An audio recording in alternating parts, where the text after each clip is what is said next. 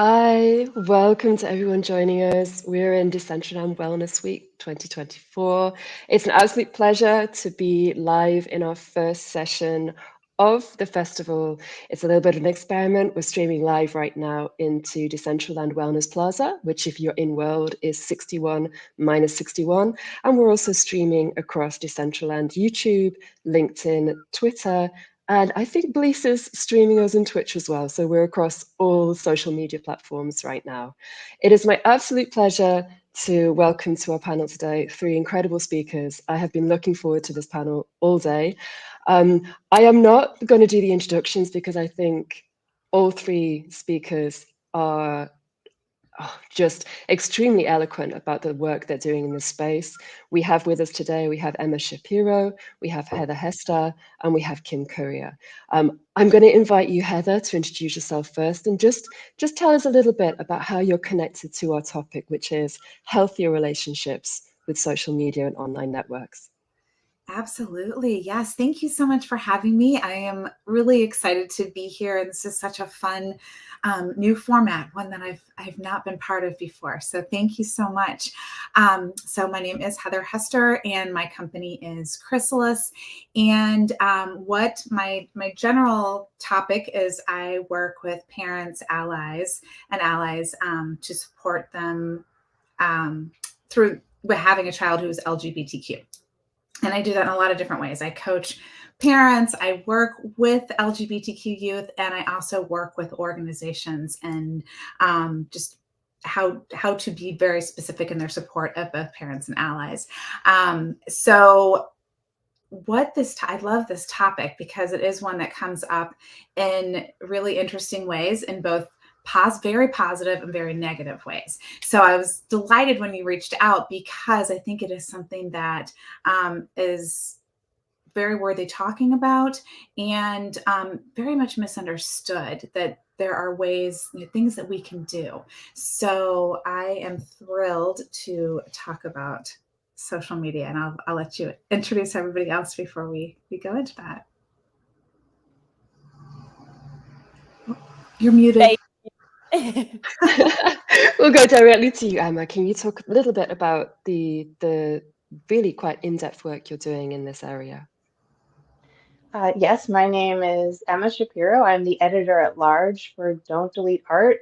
Don't Delete Art is a project that highlights the damage that censorship online causes to artists. And we focus a lot of our efforts on social media. And we also advocate for greater protection of artistic freedom and artistic expression across all platforms. Don't Delete Art is a collaborative project between artist activists like myself and human rights organizations, which are the National Coalition Against Censorship, Free Muse, and the Artists at Risk Connection of PEN America. So I'm really excited to take part in this conversation because it's a particular aspect of Don't Delete Art that I'm very interested in exploring, and that on the ground level, as dealing with artists on a daily basis, being contacted by artists on a daily basis who are facing suppression and censorship, we're often discussing the kind of effects that they're experiencing, emotional, financial, social effects that have to do with their access online. Being well for an artist online basically centers their ability to connect to their audience and to express themselves freely. So yes, I'm excited to continue on this conversation. And you, Kim, come at this from a very different angle.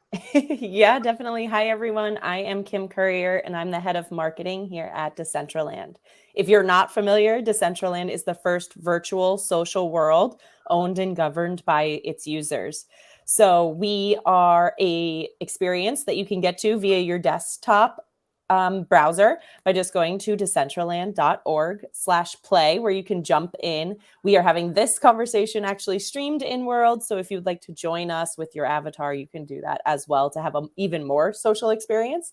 I'm really excited about this topic. It comes up a lot for us, especially as we talked about Wellness Week in Decentraland. Everyone's like, you're doing a wellness event on your computer. So thinking about that healthier relationship with social media and online networks for us was such a big topic because we've found many of our community members use Decentraland, which we think of as a social environment, as a way to have an expression of their physical self. And so if they're spending a lot of time online in digital platforms, how can we make sure we're giving them the right tools, the right experiences that allow them to fully have the best version of self? So throughout the event, there are panels like this, but there are also meditations, yoga sessions.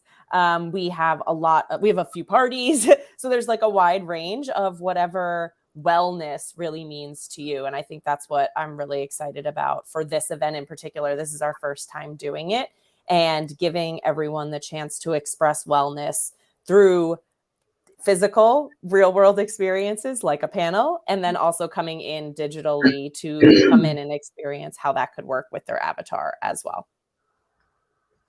Thank you, Kim. I should explain, I'm the producer of Wellness Week. I've been working closely with the community to put the event together. So before we start, just a massive thank you to everybody that's been involved in the production of this event. It's been an absolute pleasure working with you all. So to dive into the big question straight away, in the work that you've been doing, in this diverse spectrum of work that we have represented on the panel today, where have you observed practically social media impacting wellness, both for the positive and for the negative? And Heather, could I start with you? Sure. So in the positive, and I think of wellness, I really think of mental health is, the biggest thing that comes up for me, but that obviously affects physical health, right? So wellness is I love how you have meditation, that you're having yoga, that you're having all of these different pieces, because I think there are so many pieces involved. But when parents come to me and concerned people come, one of their first questions is social media, is it okay? And especially talking about youth, right? And how do I monitor it? How do I make sure that they're using it in a healthy way, or being safe, or just, I think looking at it just from like looking at my teenagers, right? How they have to learn how to monitor themselves, right? Because we have to do that as adults, and we've all had to learn how to do that. So I think positively, it is a way to connect.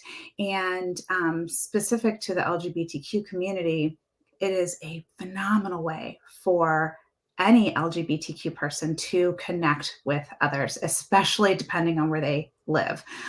There are places online for all ages. There's, I found a ton that are just for youth, which are great, because that's something that parents, are so concerned about.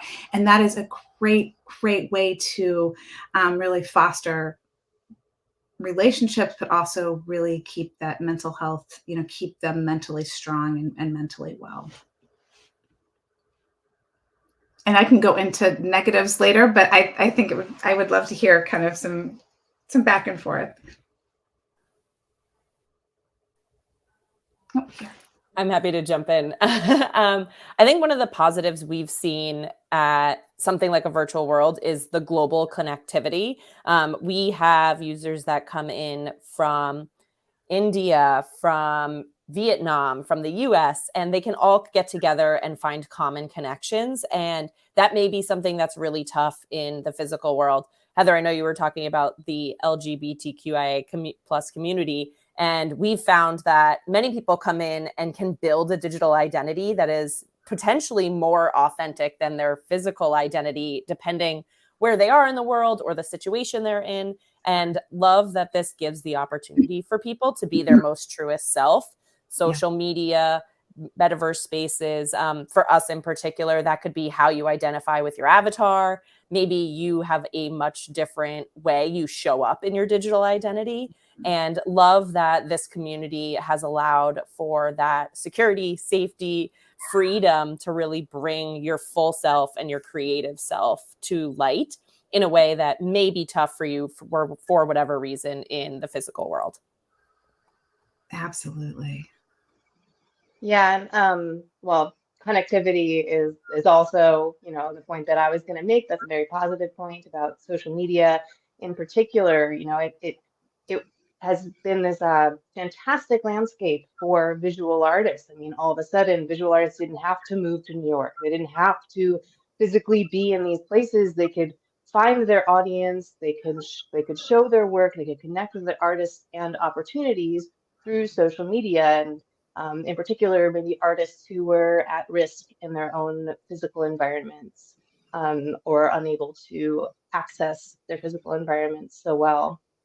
And so this fantastic tool, it also has given the public access to more art as well. So it's not just about artists expressing themselves, it's about how society is bettered by having more access to more visual mediums, more ways that artists are expressing themselves. So I guess I'll go into some of the negative wellness situations that we're experiencing that we can kick off this part of the conversation, which is, content moderation, censorship, suppression that we're dealing with on social media, of course, has negatively affected and caused an imbalance for a lot of marginalized creators. So, LGBTQIA+, disabled artists, women artists have all experienced higher rates of their artwork and their visible identities. Often it's artists who are using the body. So our way of understanding the body is often very skewed by the kind of what the algorithm is feeding us, what we're being able to see. And these artists who are unable to expose their work online or being pushed down or suppressed are also missing out on all kinds of opportunities, which affects the art world outside of the online space as well. So, and also, of course, it would affect our society, what we're able to consume. So for you, Emma, you have this sense for all of us. I think everyone mentioned this connectivity, this sense of geography and social connection not being a limitation anymore, that you can find a community online that better reflect your core identity that you associate with, whether that's as an artist, whether it's as a marginalized community, as someone discovering their identity. But then we have this flip side that the algorithms aren't working in everyone's favor equally. Heather, is that something that you're encountering as well through your work? It is, yes. And I'll just add to that the concern about hate speech and being able to, how do you handle that? What do you do about that? And where's that line between free speech and hate speech, right? That's argued all the time. And so that is obviously, whether it is technically one or the other, it affects one's mental health. It affects one's physical health. It affects the way one shows up in the world, physical or virtual. So it is, to me, it's one of those like very root, root problems that we really need to look at. What do we do about this? Is it education? Is it more advocacy? I think there's opportunities for lots of conversation and ideas here, but it is something that is highly concerning, and it's highly saddening to me as well. I think one of the ways we've seen the positive against the negative, where I agree, there's trolls, there's hate speech, there's a lot that can happen online when you're hidden behind an identity and people may not know who you are as well, is this sense of community and people banding together to like community moderate these spaces in a way that's unique to digital that I've seen, and loving that aspect of everyone coming together to protect one another and have the support you need. I think as this space continues to evolve, we'll see more tools that allow us to self-moderate, help one another, block, things like that come up. We know people can create other accounts. Maybe there's additional tools that'll prevent that type of automation, robots, trolling on the back end. So I'm excited to see what comes to fruition as more and more people are living digital lives, the tools that are being built to help keep it a safe and, well space for everyone. Yeah. Yeah. I love that. And I think those are things that are so great to know about, right? To share with people, particularly parents and other marginalized people, specifically who are so concerned, who might be afraid to get back online, right? Who might be afraid to share their art, right? Or share who they are because of something that has happened in the past. So to know that there are these advancements being made, that there are these conversations being had is so good. Yeah, I'm ready. I Yeah, please. yeah. Yeah, I agree, and I am personally really interested in the sort of community designed content moderation, community design rules. I think that that is a major way forward as opposed to these top-down, um, individually led and also black box scenarios that have been governing the way that we're operating on most social media platforms.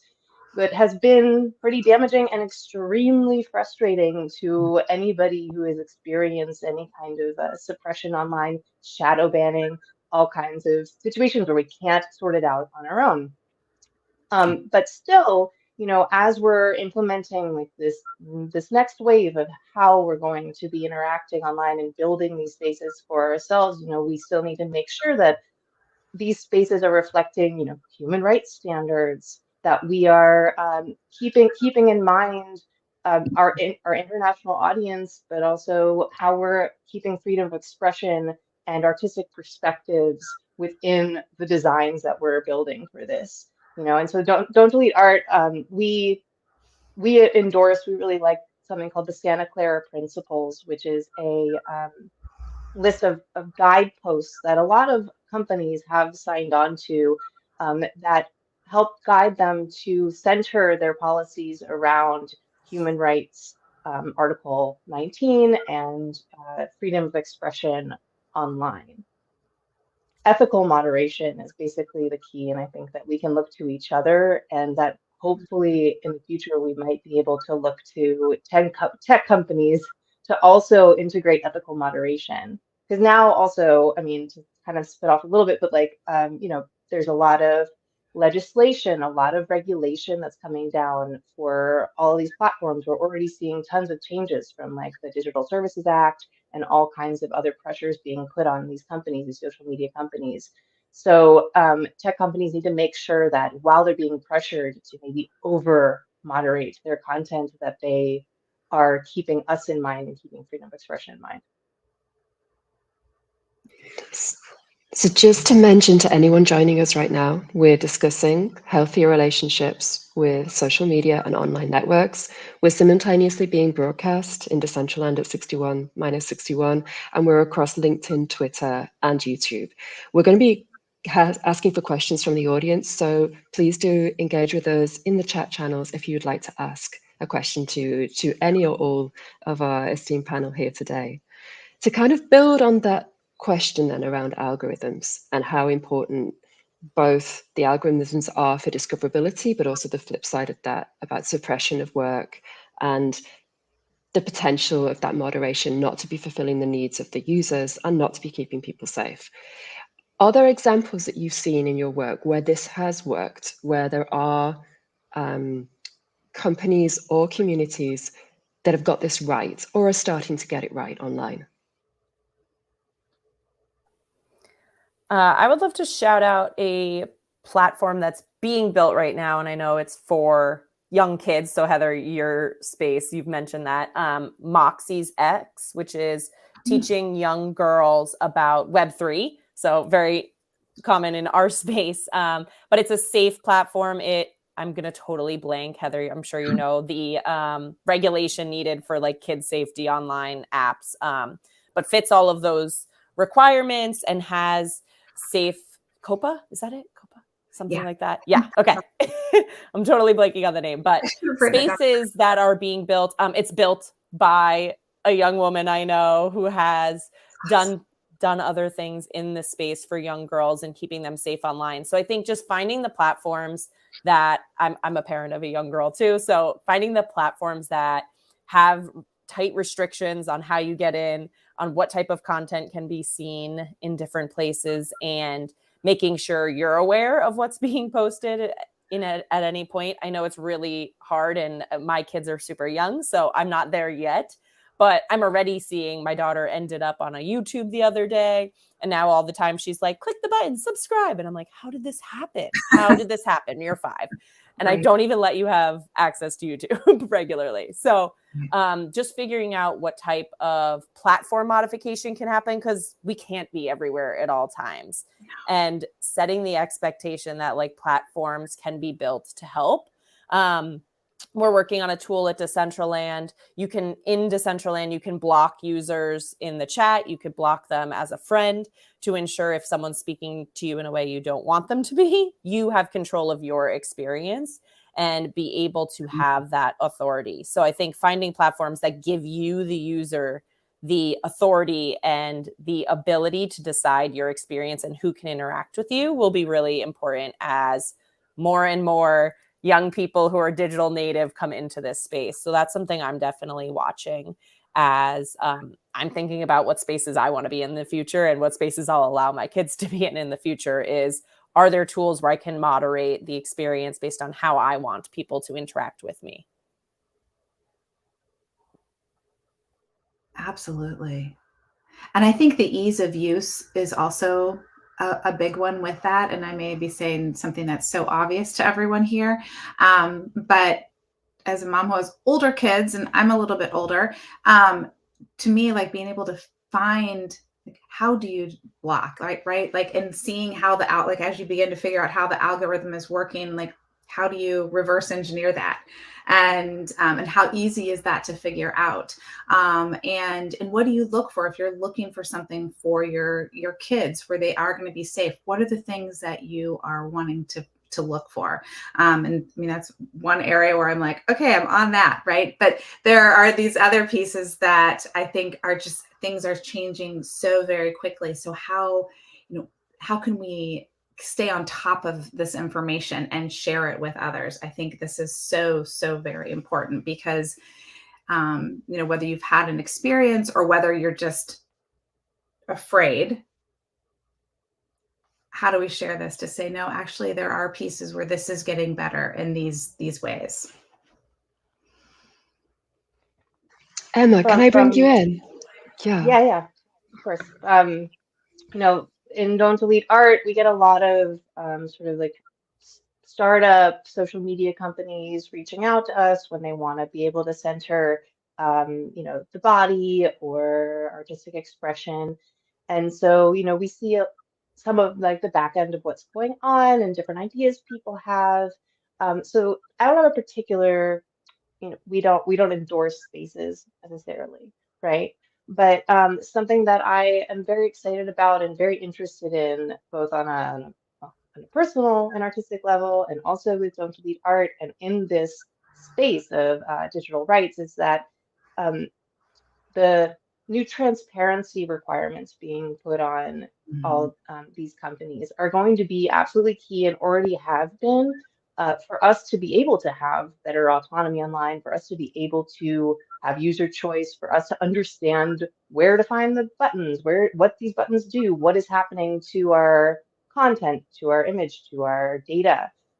These things are all very, very important, but they also are a responsibility, right? So like groups like Fight for the Future or other digital rights groups are really important to get involved with and understand that you're part of this conversation. If you're using these platforms, then your voice is important.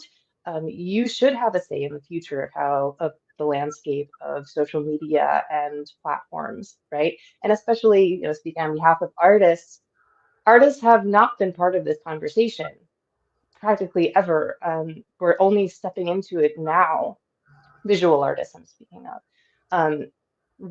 It isn't the fault of, say, these digital rights groups in excluding visual artists. Visual artists haven't known that they should be occupying this space. So with Don't Delete Art, we're also trying to empower artists to know that they have this voice, that what's happening to them is not okay, that they shouldn't just skulk back when their artwork is being suppressed or censored online, they should understand that they deserve to occupy this space as well.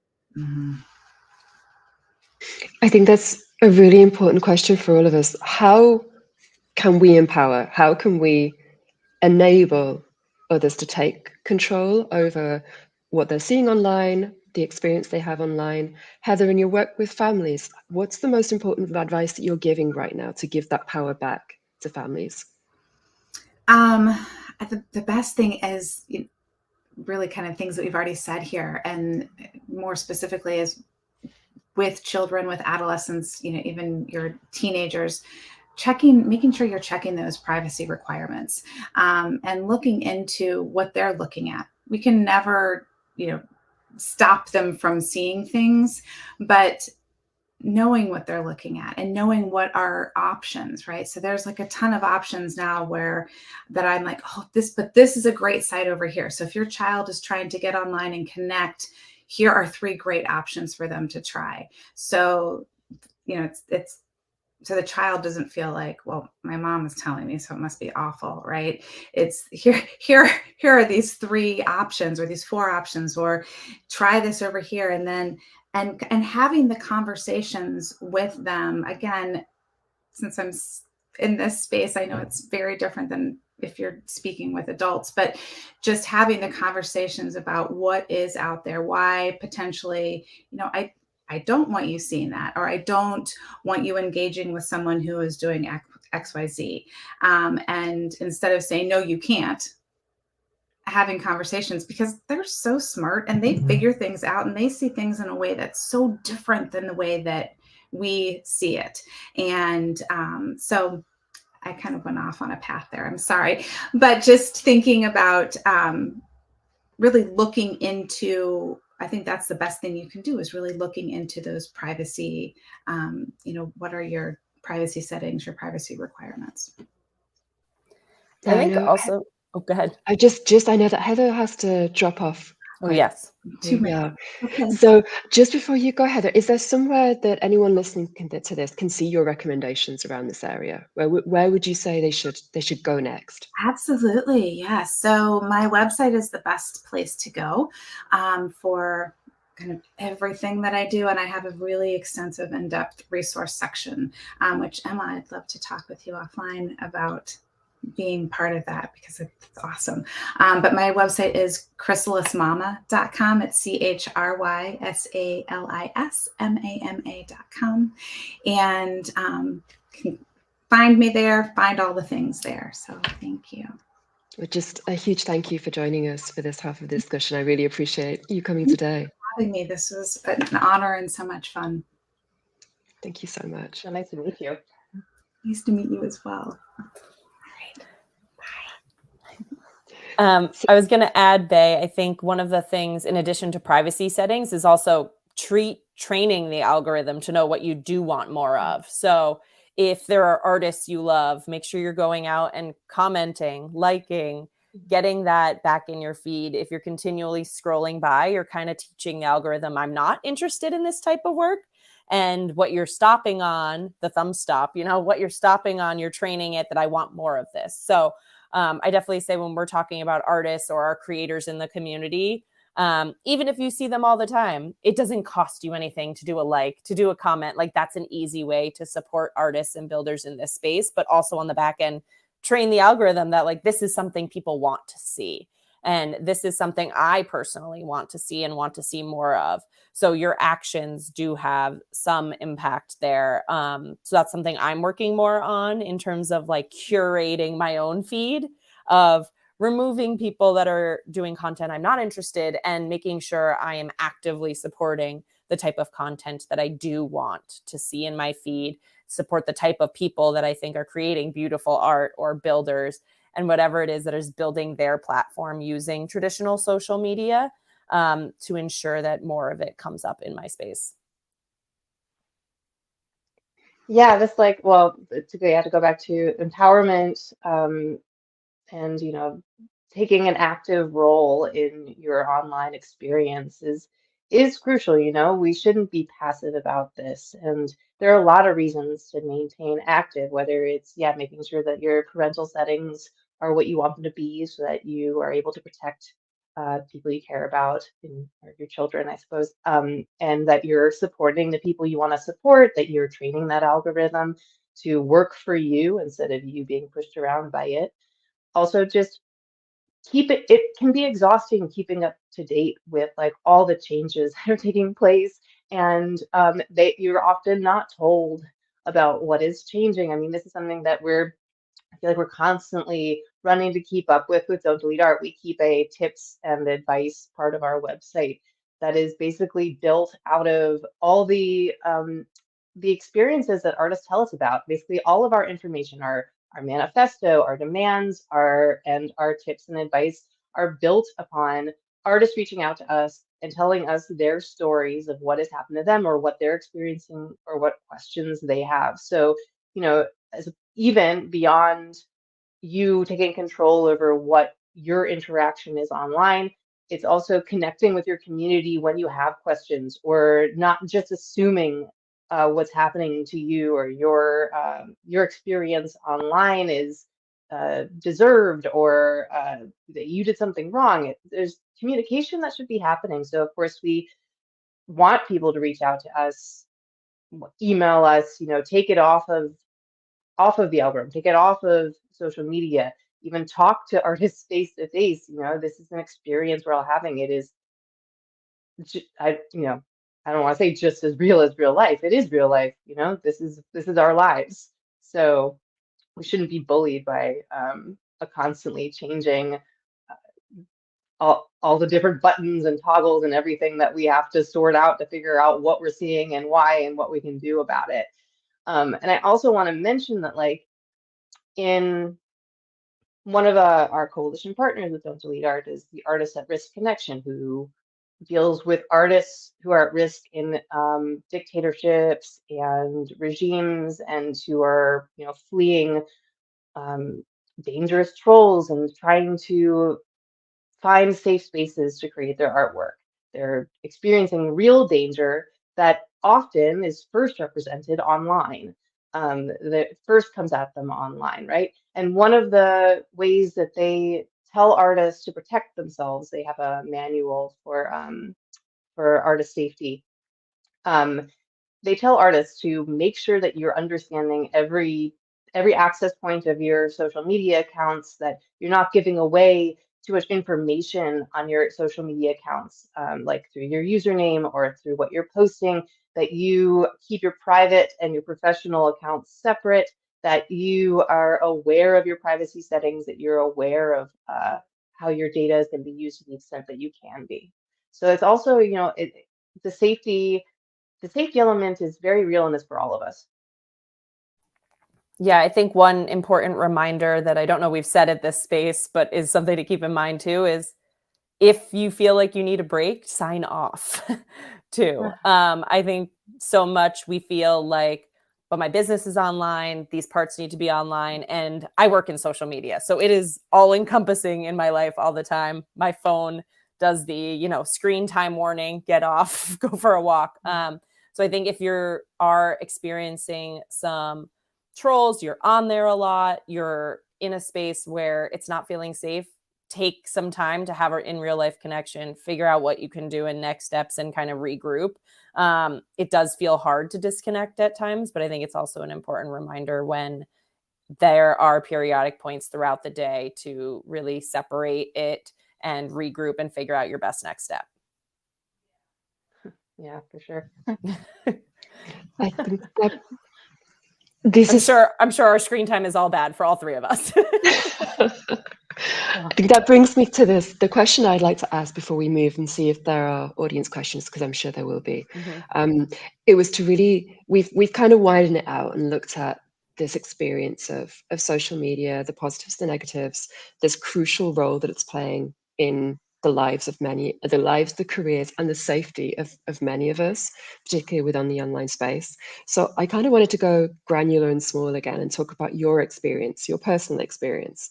What do you think is the the one or two things that really make a difference for you in establishing a healthier relationship with the social networks that you use? I'm happy to start just piggybacking off what I just said. For me, I have certain channels that are my public ones that people reach me at, my Twitter, my LinkedIn, pretty public. I keep my Instagram private. And that was a decision I made once I had kids, that I was like, okay, I don't post pictures of my kids on certain channels. This one, I need to know you for you to have access to me, and really controlling how can you access me and where. It took a long time for me to get to that space, honestly. And I think it feels limiting to some to say, oh, if I put it on private, then people can never find some of this work. But choose the channels that feel right for you, the type of work you're doing. I work in Web3. Twitter feels like a place I need to be in that work. And I can be a little more work focused in that zone. So for me, it's finding the channels where I can separate. Okay, this channel I'm going to do that's a little more work. This one's a little more play and personal, and having those boundaries. I try to do no social media after 9:30 at night. I am not great at it, especially when we have big events, because I'm so excited to see what everyone's doing. But I think setting those smaller boundaries throughout the day is important for me, especially as someone I'm a marketer. My full-time job is being aware of what's being said about our brand. I'm online all day, on all the apps are connected to my phone. I think if you work in different industries, you may be able to have that separation of computer and phone for what platforms you're on for which device, which I've also seen really great response and progress in people doing, where they're like, okay, if I'm doing social media, I only do it on my computer. I don't put it on my phone. So figuring out just what are the proper boundaries for you based on what you're doing professionally, where you're safe and comfortable personally. I am generally not a super private person, very extroverted. I share a lot. So I don't feel like I need as many boundaries, but also I feel like where I live, that is an okay thing to do. And I know that is not something that everyone else feels comfortable with. So just figuring out what are your personal boundaries and what's important to you helps you pick which channels and where you spend your time. I can learn a lot from you. I feel like I don't have a quippy or a good solution answer to this question. I feel like over time it's only gotten worse for me. I think I'm managing at least 4 Instagram accounts, and I it's driving me insane. But I can relate. I feel you. but I kind of look at it in the sort of a long view, which is like, I first started this work that I do, everything I'm doing now, because I'm an artist who has faced censorship and suppression online, and I continue to experience censorship and suppression online through my artwork. So from that came me reaching out to my community, asking questions, trying to find the answers to questions. That has ultimately led me to become the editor at large for Don't Delete Art and to write about these issues. So I think the way that I deal with this, and this is just a personal, like I said, it's not an answer for anybody else necessarily, but I am contextualizing my experience online in the broader scheme of what's going on in the world, and internet regulation changes, and what we should understand about the internet, and what the history of the internet is, and our role in it, and trying to explain that to my community, to my artist community, my digital rights community, learning from them as well as I go, just trying to think of it as less as me taking part in this particular world that is social media, but rather looking at social media as it is part of the world that I'm existing in as a creative person, or just a human being on this planet. Yeah, I think one thing to add is deciding if you're an artist, like maybe the visual platforms are where you spend your time. If you're a writer, maybe the writing platforms, Twitter, LinkedIn is where you spend your time. I think I've done this. I'm like, oh my gosh, I'm not on TikTok. I need to be on TikTok too. And then I need to be on whatever the new hot thing of the day is. And I think picking one channel to say, okay, this is my main channel. This is where I will spend most of my time. And then maybe you have a second or a third that is like on the back burner, but that pressure to be everywhere at once to everyone is all consuming. And so taking that pressure off yourself to say, okay, I am more of a visual person, or I am more of a static visual person. So like more LinkedIn picture versus more TikTok video, or I am more of a writer, and find what your specialty is and the thing you enjoy doing, and do that versus force yourself into something that is outside your nature. I don't want to be doing TikTok videos. Like that is not in my nature. I would rather do live conversations. So Twitter Spaces, I love Twitter Spaces. That feels very natural to me. So finding the things that feel natural and feel like a pleasure to do versus I have to do. And knowing that your community will find you where you are. And so that need, just want to let people know that need to be everywhere at once, just releasing that feels really good. And so taking that moment to scale down where you are and focus could lead to even more growth because you're more intentional and you're more focused on one area and one medium, is a really good opportunity to take some of that pressure and some of that workload off your plate if you are focusing in a lot of media channels. So having said that, for anyone joining us, we are streaming right now across LinkedIn, Twitter, YouTube, and also in World in Decentraland at 61-61. So I would love to open it up to the channels that people are in right now, the channels that they want to be using, and to ask us the questions that they would like in the next 10 to 15 minutes of this panel. It has been fascinating so far. So Kim, do you see any questions coming through? I don't have a question, but I just pulled up a comment from Janie. Hi, Janie. She's watching via LinkedIn. It looks like I'm laughing. I love writing and videos. It's a lot to keep up with it all. X and Twitter Spaces. We're supposed to be everywhere on all social medias and present in real life. Send help.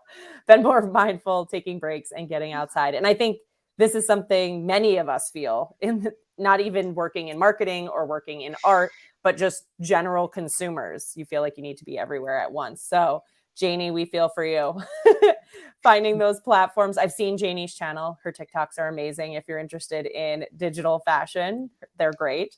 But I think that finding your niche for her is important and for so many people. So I definitely want to put out there the release, and I hope that helps others.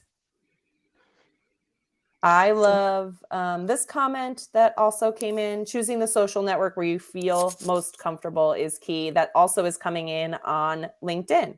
So interesting to see the mix too. We're getting from LinkedIn versus Twitter and YouTube. And then I'm also not in World right now, but if you see anything Bay in World in the comments from the community, feel free to let us know. Well, just kind of bring that back then. So we're across multiple streams right now. We've already identified these issues about it's great for connectivity. It's great to get out of our geographic limitations, meet our community. But there's this sense that we're fighting against algorithms, that we're in this conversation with our own creativity, our own putting things out in the world, having those received not only by individuals, the people we care about, maybe the audience that we're looking to grow, but also by the algorithms. And I think I'm seeing that a lot in the communities where I'm in right now. I've been an NFT collector for a number of years, and seeing the impact of algorithms on NFT artists over the last 2 years has been at times very, very hard to see. And a lot of artists have left the space because of specifically the fact that their work went from huge amounts of likes at the peak to the algorithm changing and then those likes not appearing. And then, as you say, Emma, this has a direct impact on people's livelihoods and creativity. And I wanted to ask you both, we've got a panel later about resilience on online networks and in digital communities. And to ask you both, like, how do you keep resilient in the face of this? When you are a digital creator or an artist or even someone that just wants to get their work seen and you're hitting against these algorithmic walls, how do you keep going? I'll let Emma go first because I know she deals more day to day with artists. Well, me personally, it goes back to I've created a purpose for myself, which is advocating for other artists that are facing this issue, and that's just kind of the way I deal with trauma. But other artists, it is extremely difficult. I see it all the time. They're dropping in and out of social media. They're calling out saying, I don't think I can handle this anymore. Um, it's really emotional and very difficult to watch, and in those circumstances, we or I, try to reach out to give some kind of comfort, but there's only so much you can do when it's not even up to you, as the artist. It's something that's happening to you. Um, and so that's why I do urge people like to remain educated, keep educating yourself on why this kind of thing is happening. Keep asking the hard questions. Don't just give up. Try to just understand, like get involved with digital rights. A lot of what's happening to artists online when they're facing suppression, they're facing censorship, it is an issue of digital rights that they should then be motivated to step into to advocate for themselves. Um, but it breaks my heart every day to see the artists who are just being swept over, who are struggling. Um, yeah, I honor them. I think that they are resilient. Being an artist means being resilient. But it's hard to watch. Yeah, definitely. And I know this isn't the answer many people want to hear, but unfortunately, with social media, we don't own our audience and we don't own the algorithm. And so there are more tools coming out where you do have more control of that, even going very web 2, but email is one of them. If you have collectors and people interested, finding an email platform or maybe a way to contact people outside of social media, should you get shadow banned or officially blocked or your account taken down, how can you reach your audience outside of these platforms? Is it phone numbers, emails, like snail mail, traditional ways of reaching people that you can have a little bit more ownership of? And they shouldn't have to go that route. But it is an alternative backup just to protect yourselves and your collectors, your community, so that there's another avenue at stake. But obviously would love more protection, more rights for them. Go ahead, Emma.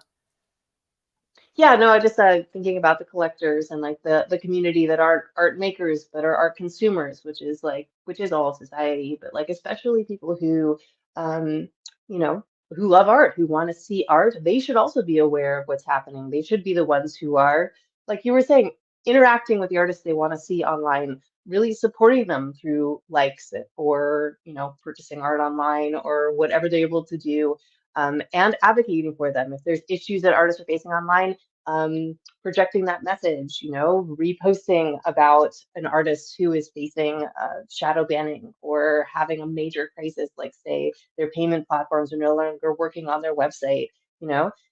Use your voice as an art consumer. This involves you, and this was something that with the Don't Delete Art Manifesto that we put out last year, we've gotten over 2,400 signatures from artists and art workers and art lovers, all in over like 90 countries, right?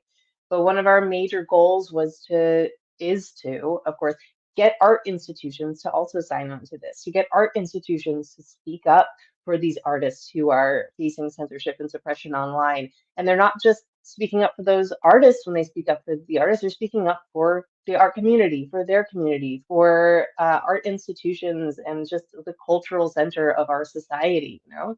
The art that gets lost isn't just the artist's work, it's all of our work. So we're actually running out of time. This has gone so quickly, this panel. It's been absolutely fascinating. I feel like we could go on for at least another couple of hours on this topic. So I kind of wanted to bring it back before we close to practical steps.